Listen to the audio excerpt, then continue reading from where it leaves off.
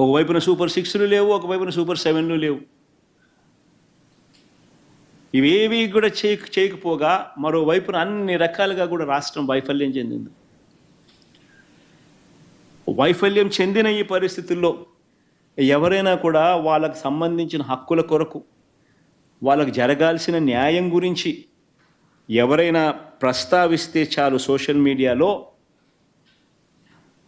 దారుణంగా వాళ్ళను వేధిస్తూ ఉన్నారు.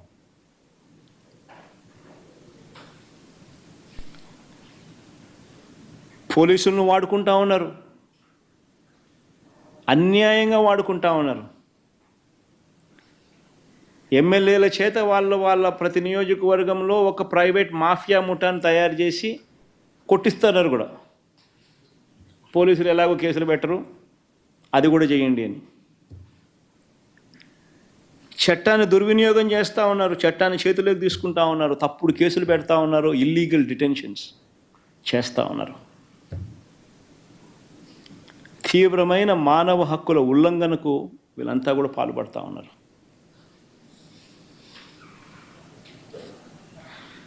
రిటైర్ అయిపోయిన కొంతమంది తనకు అనుకూలమైన అధికారులను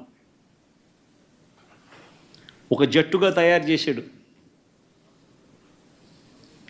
ఏబి వెంకటేశ్వరరావు అని ఒకడు, ఆర్పి ఠాకూర్ అని ఇంకొకడు, యోగానంద్ అని ఇంకొకడు, రిటైర్డ్ ఆఫీసర్లు ఒక జట్టుగా తయారు చేశాడు. తన దగ్గర కూర్చోబెట్టుకుంటున్నాడు. వీళ్ళందరూ చేసేది ఏంటి? జిల్లాల్లో చంద్రబాబు ప్రభుత్వానికి ఎవరు వ్యతిరేకంగా ఉన్నారో, ఎవరు చంద్రబాబు మీద వేదికలు పెట్టి వేదికలపైన గట్టిగా నిలదీస్తున్నారో వారి పేర్లను టీడీపీ పార్టీ వర్గాల నుంచి, ఇంటెలిజెన్స్ వర్గాల నుంచి వీళ్ళంతా సేకరిస్తారు. సేకరించి ఈ జాబితా ఆధారంగా, ఈ తప్పుడు ఫిర్యాదుల ఆధారంగా, ఈ జాబితాల ఆధారంగా ఎస్పీలతో వీళ్ళు ఫాలో అప్ చేస్తారు.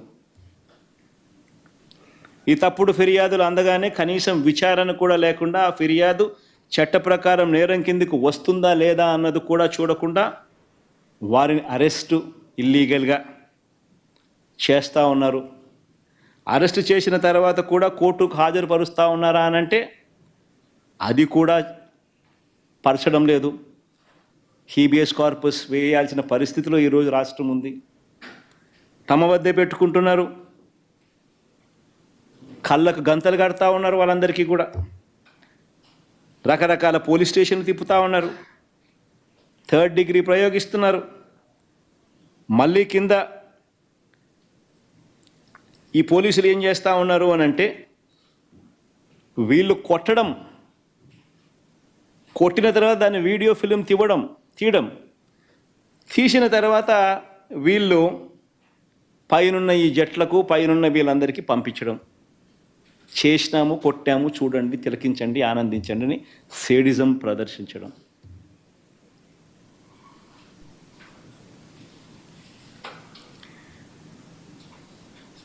ఈ రకంగా 3rd డిగ్రీ దెబ్బలు కూడా చూపిస్తూ ఉన్నారు మెజిస్ట్రేట్ల దగ్గర.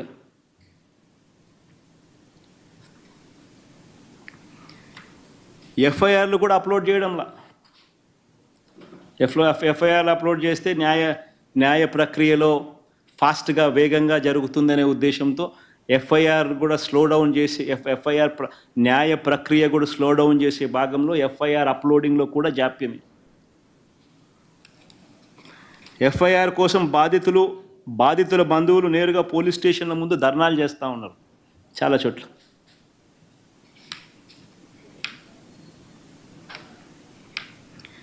ఎంతో కష్టపడి న్యాయవాదులు వీళ్ళని ఎవరైనా బయటకు తీసుకొని వస్తే ఇంకో కేసు పెట్టి మళ్ళీ అరెస్ట్ చేసే కార్యక్రమం కూడా జరుగుతూ ఉంది ఈరోజు రాష్ట్రంలో.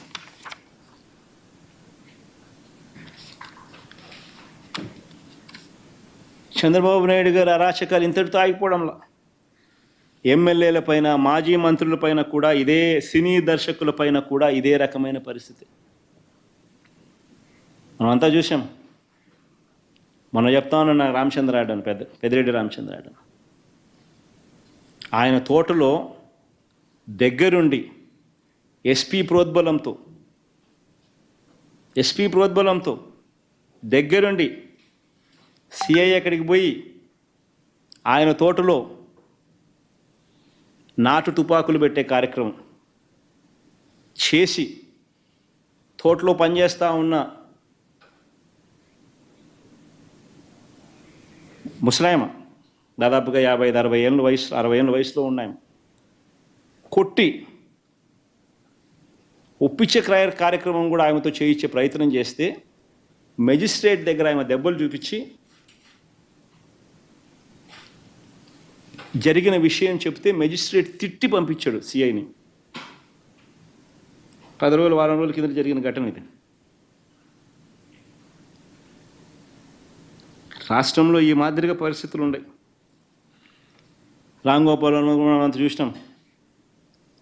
వీళ్ళ సినిమాలు తీస్తే తప్పులా, వీళ్ళేం సినిమా తీసినప్పుడు వివేకం అని వీళ్ళ సినిమా తీస్తే తప్పులా? వీళ్ళు ఏం చేసినా వీళ్ళు ఐటీడీపీ ద్వారా ఇష్టం వచ్చినట్టుగా వీళ్ళని రన్ చేసినా నష్టంలా, తప్పులా. వీళ్ళు ఎవరి మీద ఏ రకమైన మాట్లాడినా తప్పులా. రామ్ గోపాల్ వర్మ చేసిన సినిమాకు సెన్సార్ బోర్డు అప్రూవల్ ఉంది. సెన్సార్ బోర్డుకు పోయింది, సెన్సార్ బోర్డు అప్రూవల్ వచ్చింది. అప్రూవల్ వచ్చినాకనే రిలీజ్ చేసినాడు.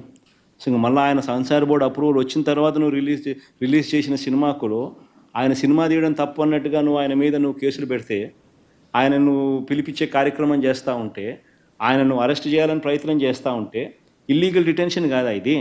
సెన్సార్ బోర్డులు ఎందుకు ఉన్నాయి? సెన్సార్ బోర్డు అప్రూవల్ వచ్చిన తర్వాత నువ్వు చేస్తూ ఉండేది ఏంది? మళ్ళీ ఫిలిం ప్రమోషన్ అంటావు.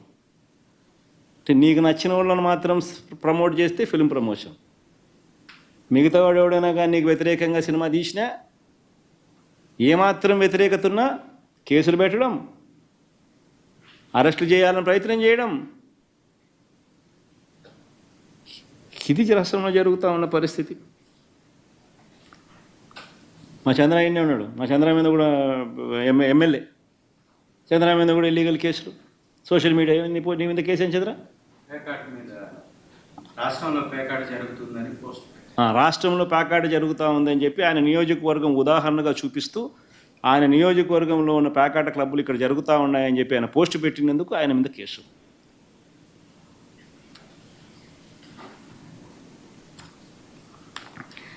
ఇంకో దళిత ఎంపీ మా సురేష్, నందిగాం సురేష్, కేసుల మీద కేసులు.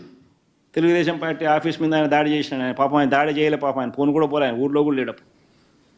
చేసినారు 60 రోజులు 70 రోజుల పైన. ఒక కేసుతో కాదు, ఒక కేసు నుంచి ఒక కేసులో బయటకు వస్తా, ఒక కేసులో ఒక కేసు పెట్టక తలికే మళ్ళీ ఇంకొక కేసు, ఒక కేసు తర్వాత ఇంకొక కేసు, అన్ని ఇట్లాంటి దిక్కుమాలిన కేసులే. ఒక దళితుడు, ఒక ఎంపీ 70 రోజులుగా జైల్లో ఉన్నాడు.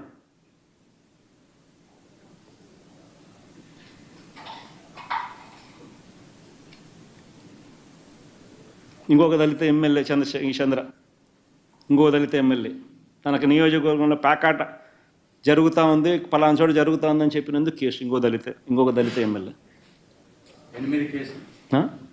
8 కేసులు,